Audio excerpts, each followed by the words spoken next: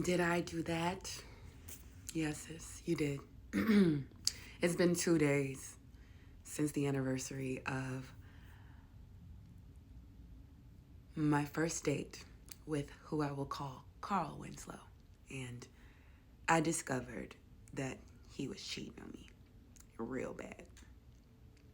It finally hit me just a minute ago. Like, the last 2 days have been pure shock because I had no idea. No, and I mean, like, I had no idea. Not like not like I was getting the clues. No, this was different. This was totally different. And the the what was totally different than I've ever experienced before. If you would have asked me what the issue was, I would have said our main problem is that we cannot come to an agreement about me meeting his children.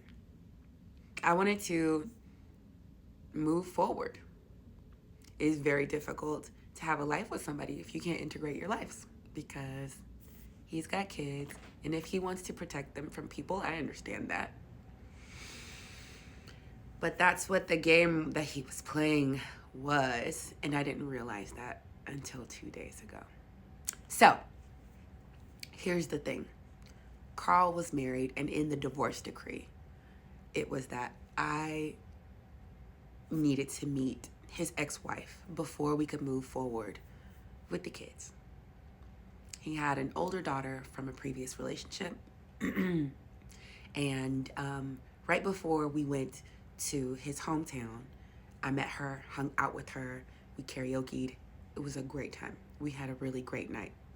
And a couple of, experiences together before we left throughout the summer that I really enjoyed. It was kind of a glimpse of like what it could be like.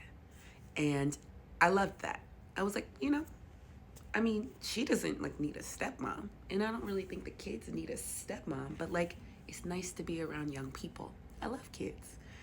All of my siblings are in California.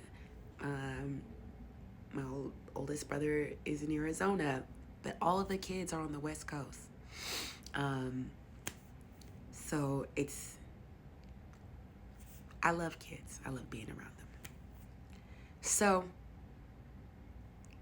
after we came back from visiting his family, this amazing trip, I asked him, what's the plan as far as meeting your ex-wife?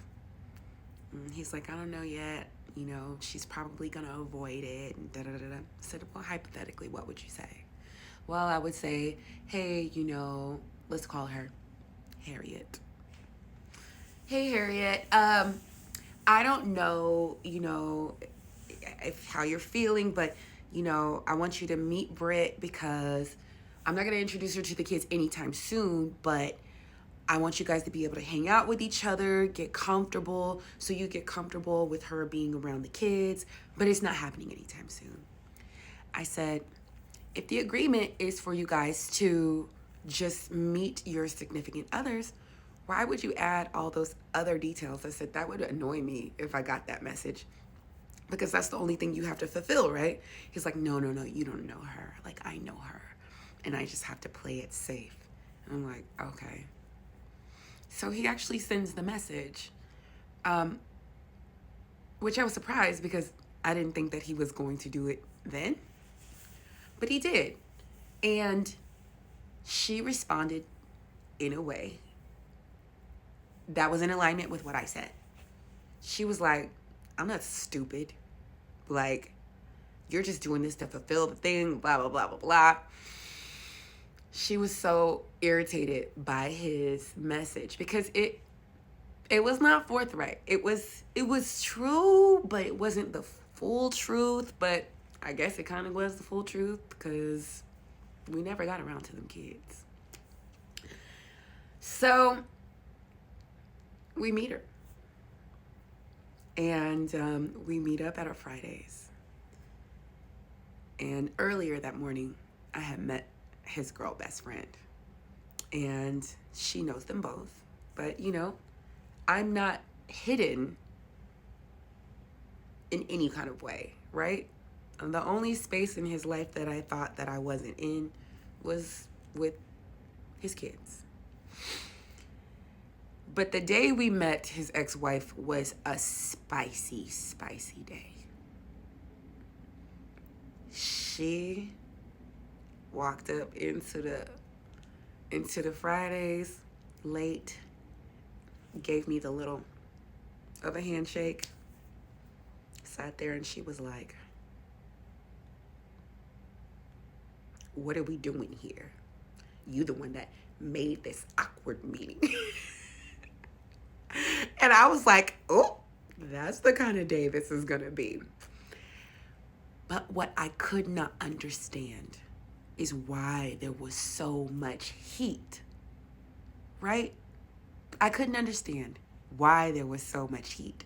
Now, he told me why they got a divorce, but let him tell it. The issues were years before. But the heat that this woman had for him did not escape me. Because when you're done and you got that kind of heat, there's likely some egregious things that have happened. She said, I would never speak to Carl again if we didn't have kids together. And I was like, it's very telling. But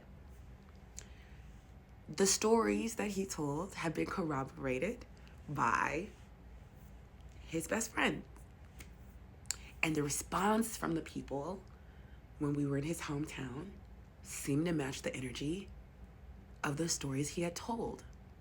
I literally had no reason to think anything other than what he said. And he never spoke badly about her. So he never tried to make her seem like she wasn't a credible source. He just would be like, I just don't understand why. He never badmouthed her. Because if he badmouthed her, then I would have been like, you know what I'm saying? Like, oh, okay. But he didn't. So it seemed like her behavior was irrational and out of like nowhere. But after learning what I learned 2 days ago, I realized like, no, that didn't come out of nowhere. Not at all. So I met the ex-wife, and that day we went physical ring shopping. Like actual ring shopping. In stores. And we hung out with his daughter. And it felt like we were honestly moving toward a future together. We had taken a big step, a couple of big steps. And although marriage wasn't in the cards anytime soon, the fact that he wanted to find out what kind of rings I like, like we went on a whole day of ring shopping. I was like, this is awesome. We're doing the things. I guess it was the first time in a long time that I felt like somebody was being super intentional about me, planning for me.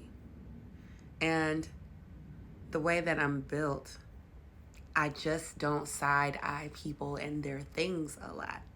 I don't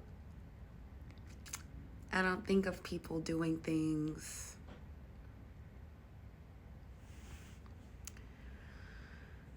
I don't think that people are malicious because I'm not malicious. So I forget that I should